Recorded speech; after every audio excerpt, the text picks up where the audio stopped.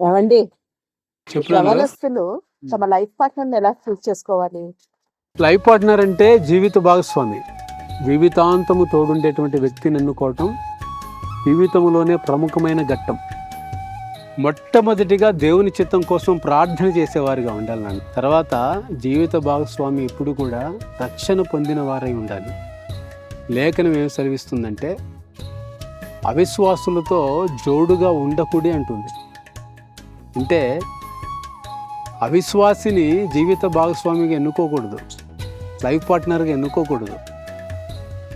ఎందుకో చెప్పనా, జీవితాంతము క్రీస్తు బంధముతో నడిపించబడాలి కాబట్టి.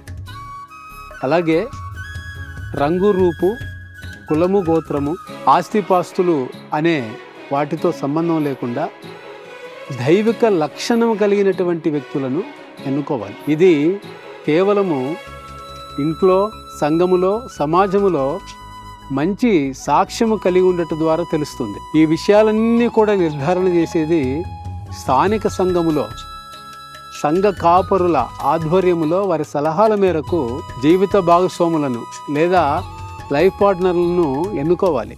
ఇది చాలా ప్రాముఖ్యం. చాలామంది ఇన్ఫాక్చువేషన్తో ఆకర్షించబడి ఈ విలువలన్నిటినీ కూడా మర్చిపోయి లైఫ్ పార్ట్నర్గా సెలెక్ట్ చేసుకుంటూ ఉంటారు. పెళ్ళైన తర్వాత చాలా బాధపడుతూ ఉంటారు. అలా ఉండకుండా ఇలాంటి అర్హతలు కలిగినటువంటి వ్యక్తులను ఎన్నుకుంటే జీవితాంతం సుఖంగా బ్రతుకుతారు.